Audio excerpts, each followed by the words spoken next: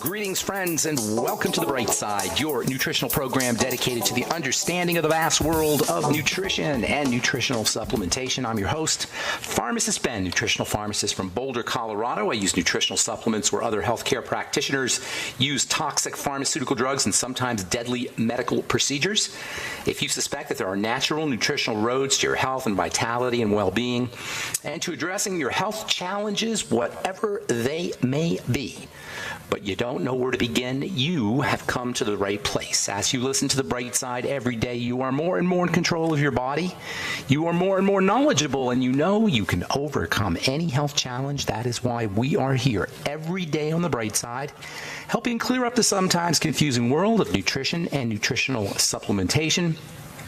Over the last 31 years of practicing pharmacy, I have seen drug-free recoveries from diabetes, hypertension, obesity, skin diseases like psoriasis, eczema, rosacea, acne, digestive ailments, autoimmune issues of all kinds, recoveries that by the standards of modern medicine can only be called a miracle. But what is in the world of the body, what is in the world of biology, standard operating procedure. Because the human biological system is a healing system, it's a regenerating system, it is designed divinely to heal and renew itself on a moment-to-moment basis. And while some folks may call that healing, renewing, regenerating system a miracle, it really is just the way the body works.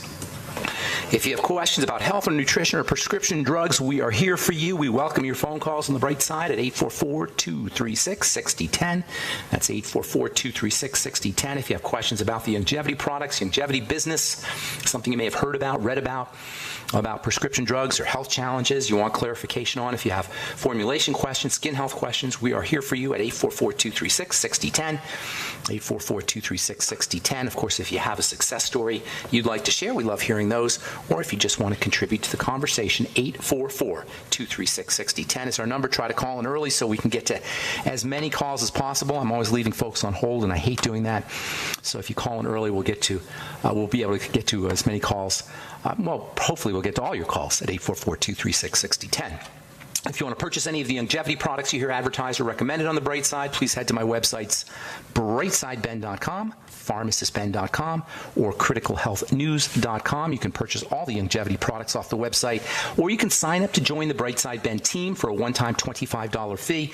You can start a longevity business if health and nutrition and supplementation has helped you or your loved ones, and you want to start a business where you can help spread the word about the power and importance of a good nutritional supplement program. You really want to check out the longevity products and the longevity business opportunity, all for a one-time $25 fee. You can be an entrepreneur, start your own business, enjoy all the tax benefits associated with having your own business, make your own hours, or if you just want to get your products at the wholesale price for a one-time $25 fee, check out the longevity business opportunity at brightsideben.com, pharmacistben.com, or criticalhealthnews.com. You can also call the Brightside Ben phone team at 866-735-2470. That's 866-735-2470.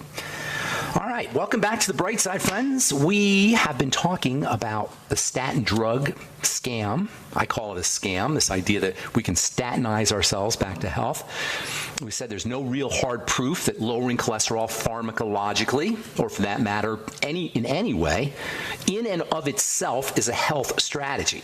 And certainly not by poisoning the cells that make cholesterol, which is how statin drugs, certainly that's not a way to get healthy. There's no drug that can get us healthy, period. I'm saying this as a registered pharmacist. Do you need drugs sometimes? Okay, you need drugs sometimes. Pain pills, if you're in pain.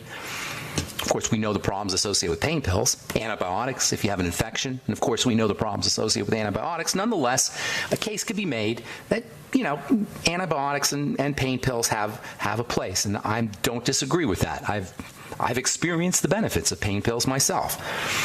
I've experienced the benefits of antibiotics myself. I've seen them. So, okay, antibiotics and opioids and pain pills, I can see a place for those. However, for chronic, long-term health challenges, you cannot get better, period. You cannot get healthier, period, by being on a drug, period. I don't know how much firmer I can be.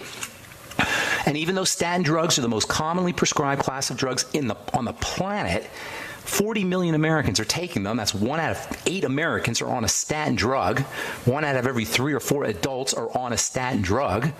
The same is true. You can't get better by being on a statin drug. And if anyone's on a statin drug, it's a safe bet that they haven't examined the logic beyond the simplistic drug company promoted meme that says cholesterol is bad for my heart and I need to lower it or I'll get a heart attack. It's a meme. It's an idea that has been injected into the zeitgeist, into the culture, that somehow we all believe. Most of us believe. Probably people listening to this radio program are a little bit skeptical, but most Americans believe cholesterol is bad for my heart and I need to lower it or I'll get a heart attack. And no one is asking important questions like, why is cholesterol bad? Why are the statin poisons that I'm putting in my body better than the cholesterol that my body makes? How exactly do statin drugs accomplish their health-promoting magic, their heart health-promoting magic? What exactly are statin drugs doing to my body? These are the questions we need to be asking. The cholesterol-lowering strategy, the idea that you can get better, your heart can get better by lowering cholesterol, is now being co-opted for more than protection against heart disease. Now doctors want to use it for Alzheimer's disease. A lot of doctors believe that Alzheimer's disease is a cholesterol issue and that statin drugs can improve the symptoms of dementia, of cognitive impairment that's associated with Alzheimer's. By the way, Alzheimer's is now referred to as a synonym for dementia, but it's not. Alzheimer's disease is technically early onset dementia that occurs with aging. Cognitive decline that occurs with aging is not Alzheimer's disease, even if it's full-blown dementia. And doctors want to use statin drugs for dementia issues, Alzheimer's or otherwise. Some so-called alternative doctors, functional medicine doctors, they're still doctors, alternative doctors. Some of these guys who have drank the cholesterol causes heart disease Kool-Aid will tell you can lower your cholesterol without statins. Oh, we can lower. You don't want those statin drugs. We can lower your cholesterol without statins, as if cholesterol is some kind of bad guy. And this just perpetuates the idea of lowering cholesterol to get healthy. Dr. David Crandall, who's a cardiologist, he writes a newsletter called the Heart Health Report newsletter, to which I subscribe. Always want to know what these MDs are thinking. He recommends he's a good guy. He recommends lowering cholesterol by using a, quote, plant-based diet. He says, quote, taking 2 grams of plant sterols daily and walking an hour a day, and in addition, adding certain foods to the diet, including oats, soy. This is an alternative doctor, including oats, soy, and nuts, along with plant sterol, lower cholesterol by 14%. He recommends eating lots of soy and eating lots of oats to lower your cholesterol. Bonehead. I'm going to tell you why your cholesterol goes up, and you'll understand why eating soy and oats is not a good idea to lower your cholesterol. We'll talk about that here in a second. Perhaps the most egregious application of statin drug nonsense is when people in their 80s are put on them. Elderly folks on cholesterol, statin drugs, cholesterol-lowering medication. If this is you, please understand that the odds of you having to deal with toxicity and nutritional deficiency from your statin drug way supersedes any benefits you're going to get from that drug. If you are in your 70s or 80s, your body is fragile and frail, at least more fragile and frail than it is when you're younger, and you are even more subject to toxicity associated from drugs, especially if you're living the standard American lifestyle, and especially if your heart is in a position where the doctor thinks you need a statin drug. Elderly folks on statin drugs, it's the nastiest thing you could do. Now you put an extra burden on this on an elderly liver. Now you put an extra burden of nutritional deficiency on an elderly body.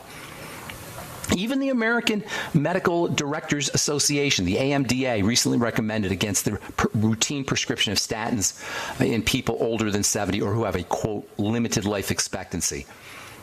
There is no evidence, this is from a quote from the American Medical Directors Association, there is no evidence showing that lowering cholesterol in people over 70 translates to lower death rates from heart attacks, cardiovascular disease, or any other cause, unquote. In addition, they also report that side effects like mental confusion, muscle problems could lead to more serious consequences in elderly people. And this is just common sense, guys. You cannot get better by being on a drug. You cannot get healthier by being on a drug. You cannot help your heart by being on a statin drug. It's not possible because statin drugs, like all drugs, put a burden on the body and a burden on the heart. All right, I'm Pharmacist Ben. You're listening to The Bright Side. We'll be back right after this. Okay, we are back on the bright side. I'm Pharmacist Ben. Thanks for joining in, friends. We're on the air Monday through Friday, 8 to 9 Pacific and 10 to 11 Central Time, 24/7 on our archive pages at brightsideben.com and benfuchsarchives.com. We have search engines up at both websites. If you miss a program or want to review a program or direct a client or a patient or a friend or a family member to a specific topic, go to brightsideben.com and also benfuchsarchives.com and check out our search engine, as well as all the longevity products at brightsideben.com, pharmacistben.com, and criticalhealthnews.com. We've got blog posts and news stories and videos, all kinds of good health information, as well as the longevity products. And you can also sign up to join the Brightside Ben team right off the websites, criticalhealthnews.com, pharmacistben.com, and brightsideben.com. For a one-time $25 fee, you can be a longevity distributor, get your products at the wholesale price, be an entrepreneur, make your own hours, work out of your home, enjoy all the tax benefits associated with having your own business, and at the same time helping spread the word about the power and importance of a good nutritional supplement program. Isn't that a bonus? You get on your longevity products, you change your life, you lose weight, you get off your prescription drugs, and you can start a business making money, helping spread the word about how important and powerful a nutritional supplement program can be. You really should discover for yourself that the longevity products, the longevity business can change lives, can change your lives, and can change the lives of others. Please check out the longevity business opportunity and the longevity products at brightsideben.com, criticalhealthnews.com, and pharmacistben.com, or call the Brightside Ben phone team at 866-735-2470. That's 866-735-2470. Okay, so the AMDA, that is the American Medical Directors Association, recommends against the routine prescription of statin drugs in people older than 70, even though lots of folks in nursing homes, lots of folks over the age of 70, lots of folks who are frail and fragile at the level of clearing out prescription drugs, that is the level of the liver, are put on these statin drugs. The AMDA warns that side effects like mental confusion and muscle problems in elderly folks can compound problems, can compound health issues, and it's just common sense. Now there's pushback on the anti-statin, the idea that you should not use statins or you should reduce your intake of statin drugs. Now there's pushback from the medical community, from the website medicine.net. A wave of anti-science skepticism may put people with high cholesterol at risk if they're convinced to quit life-saving statin medications, heart experts warn, unquote. Quote, an internet-driven cult, that's us. I'm an internet-driven cult, I suppose, the bright side. An internet-driven cult is attacking the safety and effectiveness of cholesterol-lowering statins, despite mounds of clinical trial data showing the drugs work and produce minimal side effects, says Dr. Stephen Nissen, chairman of cardiovascular medicine at the Cleveland Clinic. Listen, it is not anti-science. It is scientific logic. And this, by the way, underscores the difference between clinical medicine or clinical chemistry and biochemistry. Clinical chemistry is the chemistry of statistics. It's the chemistry of symptoms. It's the chemistry of the clinic, of clinical measurements, of the kind of tests you get when you go to a functional medicine specialist. Biochemistry is the chemistry of your body, how your body actually works. Now, if you look at statistics, you'll say, well, you get a 1% less risk of heart attacks. 1 out of 100 people have prevent a heart attack, and we know this by measuring how many people are on statin drugs and how many heart attacks they have, blah, blah, blah, blah, blah, blah. And that's how they come up with their conclusions. I'm talking biochemistry. I'm talking how the body works. I'm not talking statistics. You take a statin drug, your cells say, what the heck are you and why are you here? Your body has to mobilize all of its nutrition, all of its detoxification chemistry to dump that statin drug out as quick as possible. And for somehow, we think we're going to get better by taking this kind of substance, a poison substance. Not to mention the fact that statin drugs will reduce the production of coenzyme Q10, which is a very important heart health nutrient. It'll reduce the production of cholesterol, which is important for building, which is an anabolic substance, that is a building substance. It just flies in the face of logic. From This is from, where is this? Where am I reading this from? More Dr. Stephen Nissen of the Cleveland Clinic. Fake news about statins is discouraging the use of these life-saving experts. Apparently this guy, Stephen Nissen, is a big-time spokesman for statin drugs. I got to do my research on who Stephen Nissen is. But it's other doctors, too, because they look at the statistics. They don't understand or they don't care necessarily about the biochemistry impact of statin drugs. Now, I could sit here and I could tell you all the logic about statin drugs and all the statistics about statin drugs and why you don't want to take them. Yesterday we read an article from the Daily Telegraph, quote, high cholesterol does not cause heart disease. New research finds from the journal Prescriber, quote, industry sponsors studies which found that only 0.5% of healthy people avoided a heart attack or stroke by taking statins for 5 years, unquote. I could read these things. It doesn't matter, though. It's a question of biochemistry, common sense.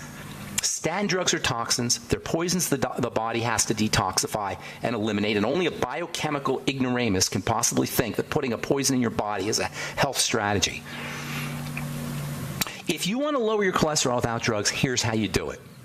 First of all, you got to ask, why is my cholesterol elevated? It's not because you're eating cholesterol. So why is the body making cholesterol?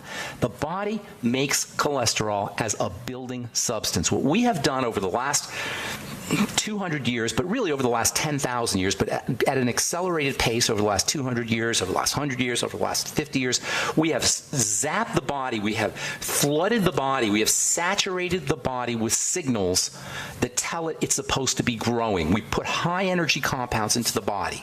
This is the reason why our cholesterol goes up. When the body gets high energy compounds, i.e. food, i.e. high calorie foods, i.e. energy dense foods, i.e. sugar rich foods, processed foods, when the body gets these kinds of foods, it thinks it's supposed to be building.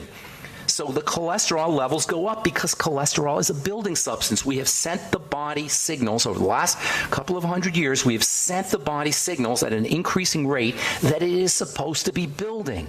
It's the high energy foods without being used. It's the input of high energy foods without having that energy used that drives up cholesterol levels. You want to lower your cholesterol? Drop your blood sugar. This is the main problem. It's elevated blood sugar and elevated insulin. This is why Dr. Stephen Crandall is wrong when he says that you'll lower your cholesterol by eating more oats and soy and nuts. Anything that raises your cholesterol, or raises your insulin levels and your blood sugar levels is going to tend to raise your cholesterol levels. And this is the real problem. It's called hyperinsulinemia. That means too much insulin in the blood. Hyper, too much, insulin, emia in the blood. Hyperinsulinemia and dysglycemia. Don't be put off by these multisyllabic, long scientific biochemical words. They're important to understand. Hyperinsulinemia, too much insulin. Dysglycemia, too much or messed up blood sugar. Messed up blood sugar and too much insulin. This is the main driver. These are the main drivers of excess cholesterol production. And this gets us right back to our triangle of disease.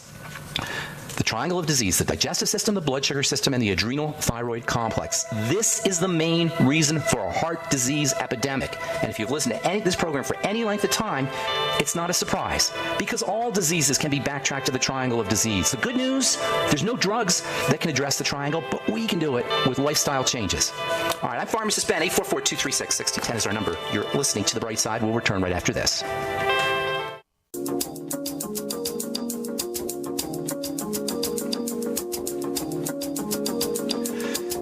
Back on The Bright Side, we do have lines open for you at 844-236-6010, 844-236-6010. If you have questions about heart health issues, statin drugs, if you're on a statin drug, you want to wean yourself off of it. If you're on any prescription drugs and want to wean yourself off of them, I've often said that if you're on a prescription drug, a long-term chronic prescription drug, you're taking it for the rest of your life, or you're taking it for a long period of time, your number one health goal, number one health challenge should be to figure out how to wean yourself off that prescription drug. And one of the best ways to do it, of course, is to get on a good nutritional supplement program. And by the way, nutrition will make your drugs work better. I get this question all the time. Well, will my drugs interfere with my Effexor? Will my drugs interfere with my blood pressure medicine?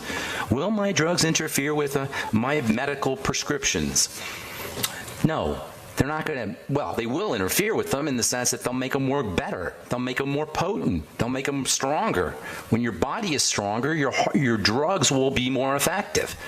You'll need less drugs. Ultimately, hopefully, ideally, you'll need no drugs. If you want to wean yourself off your meds and get on a good nutritional supplement program, we are here for you at 844-236-6010. If you have questions about the longevity products or business or just a success story you'd like to share, or if you want to contribute to the conversation, 844-236-6010 is our number on the bright side. Tomorrow we'll continue talking about how you can really lower your cholesterol and how you can really, if you so desire, and how you can really protect your heart without prescriptions, without drugs. And it's no surprise. I'm not going to tease you here. It just goes back to the triangle of disease. And actually, I think the triangle of disease is a real easy way to simplify all health challenges. It's a real easy way to understand why the body breaks down. But if you want to further simplify the triangle of disease, you can just refer to 2 points. If you just take care of the 2 bottom points on the triangle of disease, the base of the triangle, which is the digestive system and the blood sugar system, you will be healthier and healthier quickly. It won't take very long for your body to adjust. If you're dealing with a health challenge or you're on medication, and especially if you're dealing with one of these health challenges where you have all kinds of things going wrong. And I get letters from folks who have dozens of different things going wrong with their body: cataracts and arthritis and irritable bowel syndrome and cognitive impairment and fatigue, all in the same person. And you throw up your hands and you say, what do I do? How do I address all of these health issues? You go back to the root. You can think of the triangle of disease and the 2 points at the base of the triangle of disease as roots of the disease tree. The leaves of the disease tree are all the various ways the body breaks down. And you could have a dozen different leaves. You could have a dozen different bodily breakdowns. And if you try to address all of the different bodily breakdowns individually, you're going to go crazy, and it's not going to work. Because all of the leaves on the disease tree grow from the root, from the soil. And if you go to the soil and the root, you won't have to worry about the leaves. The tree itself will take care of the leaves. Likewise, if you go to the root of your biochemical dysfunctions and breakdowns in the body tree will take care of the symptom leaves. The root is always going to be the digestive system and the blood sugar system. I don't know how many different ways I could say it, but once we figure this out, I'm not going to need to be here. I'm going to be out of a job, and so will your doctor for that matter, because we can do all this ourselves. You return to the digestive system and the blood sugar system, which, by the way, are linked, are connected. All health challenges go back to these 2 basic points: the digestive system and the blood sugar system. You want to lower your cholesterol? Drop your blood sugar. You want your heart to be healthier? Stabilize and reduce insulin secretion. This is the real cause of elevated cholesterol and the real cause of heart disease. This is why heart disease is part of what is known as metabolic syndrome. Metabolic syndrome is a whole bunch of things that go wrong in the body, all associated with insulin resistance, excess secretion of insulin. We will talk about that at length tomorrow, and we'll give you some real ways that you can protect your heart, real nutritional strategies for protecting your heart. All right, 844-236-6010 is our number. A couple articles here that I want to read to you. Chronic liver inflammation linked to Western diet. Surprise, surprise. This is from the American Journal of Pathology. A new study reports that mice fed a Western diet, which is high in fat and sugar, resulted in hepatic inflammation, that is liver inflammation. Moreover, liver inflammation was more pronounced in Western diet-fed male mice that also lacked a bile acid receptor. They had a problem with their bile. In other words, if you are dealing with chronic liver disease, and if you're one of the 100 million Americans with fatty liver, if you're one of the 1 out of 3 Americans, that number astounds me, who's dealing with a fatty liver. If you have hepatitis C, by the way, if you have any kind of liver health issue, backtrack it to your diet. Reduce your intake of fast-burning carbohydrates. And by the way, when they talk about the Western diet, what they're basically talking about is the fast-burning carbohydrates. This is where that whole idea of energy comes from. Energy-dense foods, foods with lots and lots of sugar, throw off the blood sugar system and throw off liver health. Reduce your intake of fast-burning carbohydrates, you will reduce chronic liver inflammation. The liver being arguably the most important organ in the body after the heart and the brain. This is from the journal PLOS One, Public Library of Science 1. Fermented red clover extract stops menopausal hot flashes and symptoms. How interesting is this? Red clover, which is an herbal medicine that's found in a product called actually it's not. Remifemin is another product. That's the black cohosh or blue cohosh. That also has been shown to have some beneficial effects on menopausal hot flashes. This is red clover. Red clover is one of my all-time favorite herbs. I've been using it in my herbal pharmacy, or I used it in my herbal pharmacy for a long time. Red clover, fermented red clover extract stops menopausal hot flashes and symptoms. This was a study that was published in the journal PLOS One, according to study lead professor Bendix Jeppesen. These findings have been Oh, wait a minute here. The above is he says, the above is the most important information from the scientific article. Combined red clover isoflavones and probiotics potentially reduce menopausal vasomotor symptoms. It may not be the red clover. It may be the bacteria, because this is a study that's done on fermented red clover. The study found that red clover extract prevents menopausal bone loss, which affects 1 in 3 women over the age of 50. And it may very well be the probiotics, the good bacteria, because we know that good bacteria or healthy bacteria play a role in estrogen metabolism. In fact, if you are dealing with any kind of elevated estrogen issue, if you're dealing with autoimmune diseases, if you're dealing with hot flashes or menopausal symptoms, which are the result of an out-of-balance estrogen to progesterone ratio. Estrogen levels drop as women get older, but the balance between estrogen and progesterone is really where the issue lies. Not in the drop in estrogen, but in the elevated estrogen compared to progesterone. It's the ratio, the proportion.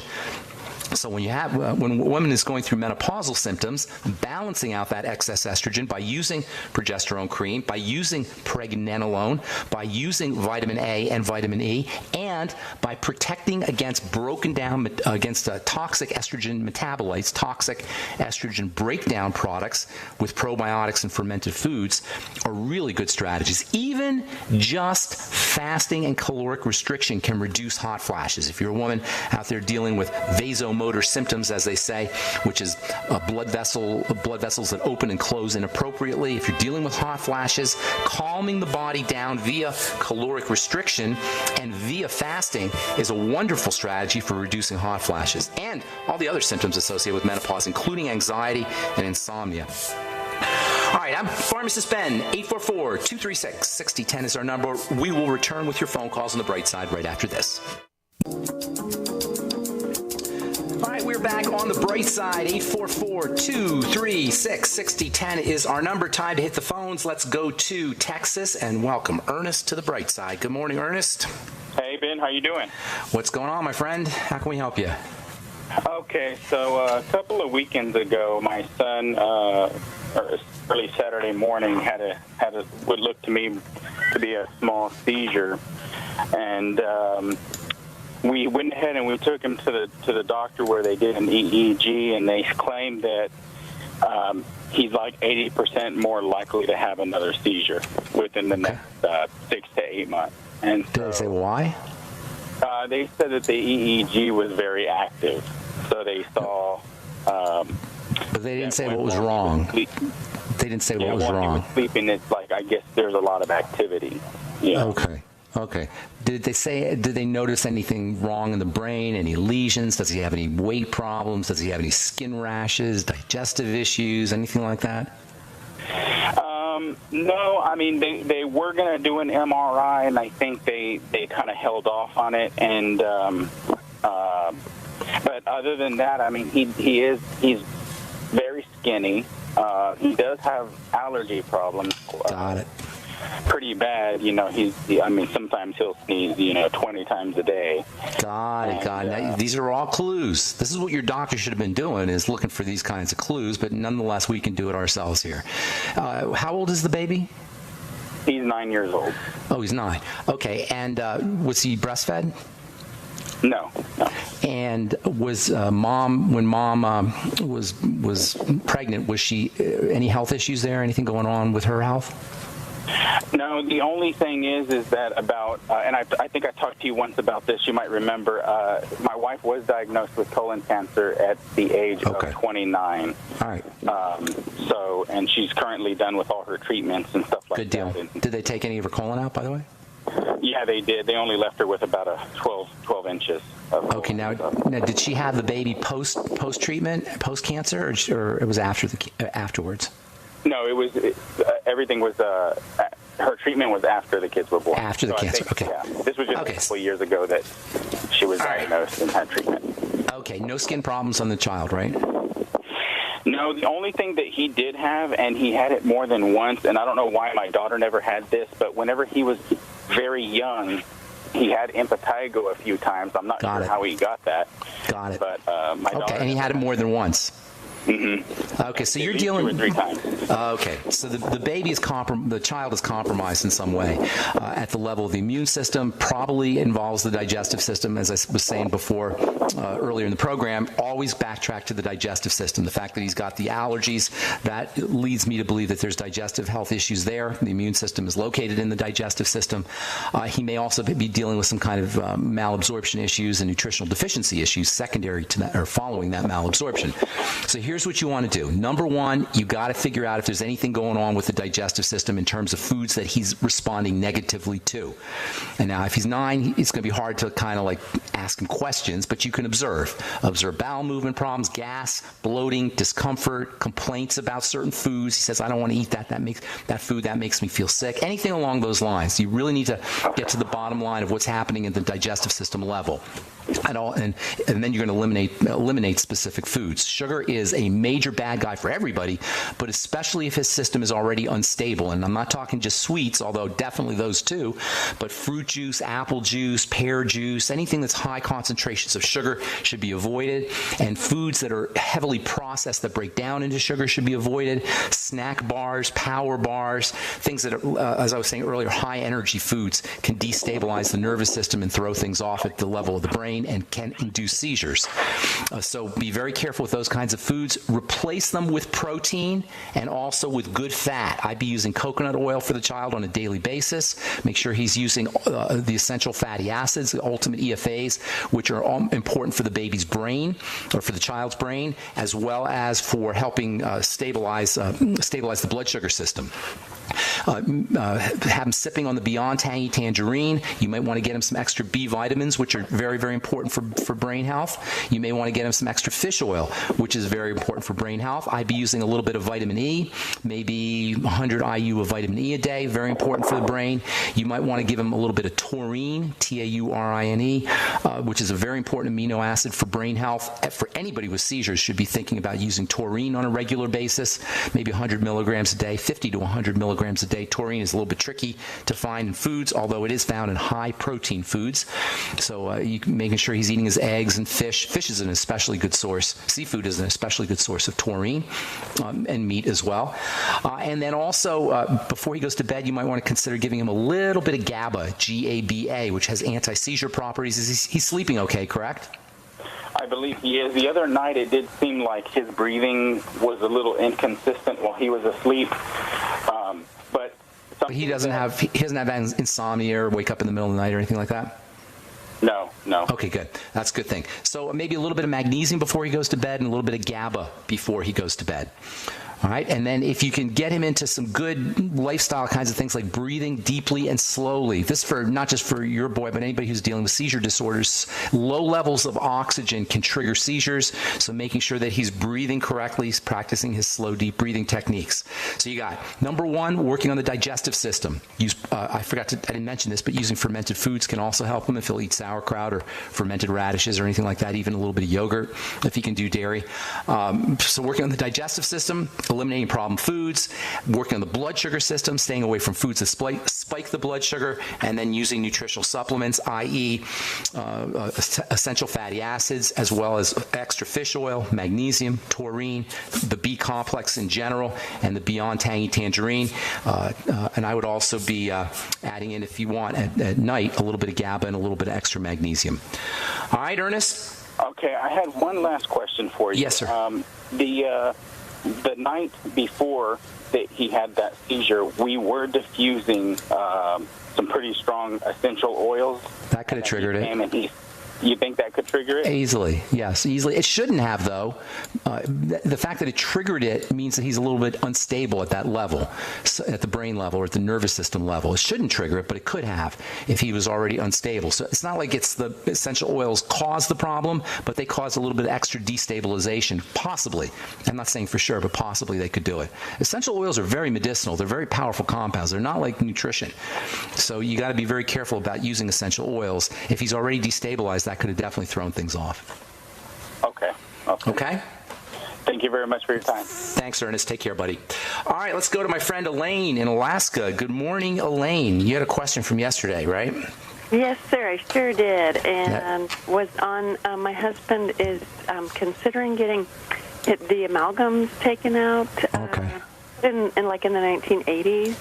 The current dentist, he is going to recommend it, and he said he uses a technique that some kind of high suction technique that it's keeps it from getting in the blood, keeps the excess. Apparently, so I was your brain. I know it's dentistry, which is kind of a little bit off. Not really. No. Here's what you want to do. You want to make sure that you're doing everything you could do to chelate, magnetically attract the calcium or the mercury, so it gets out of the body.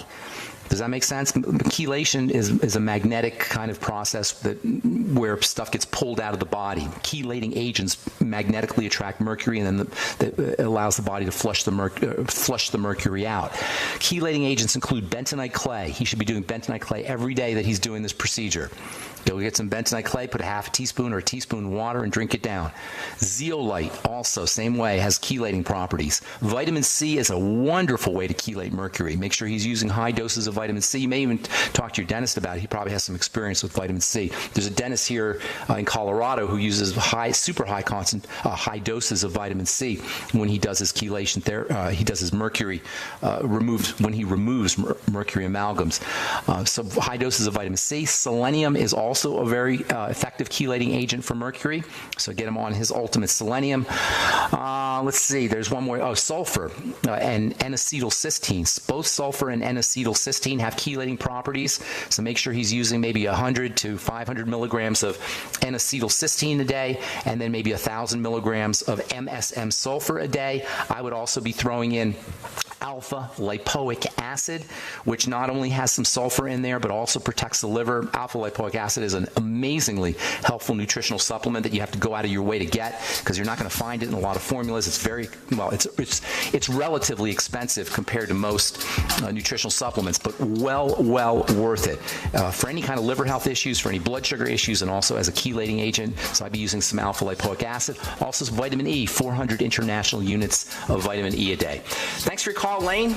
God bless you. Hope we helped you out. Have a beautiful day. And that's all the time we have for today on The Bright Side. Thanks for listening, friends. I'm Pharmacist Ben. Please check out my Truth Skin Health products at truthtreatments.com. Truth Balm, Truth Omega-6 Healing Cream, Truth Transdermal C Serum, and Truth Transdermal C Balm, all at truthtreatments.com. And our longevity products at brightsideben.com, pharmacistben.com, or criticalhealthnews.com. Thanks for listening. Have a wonderful, beautiful, awesome, spectacular day. I'm Pharmacist Ben. We'll talk to y'all later. Bye for now.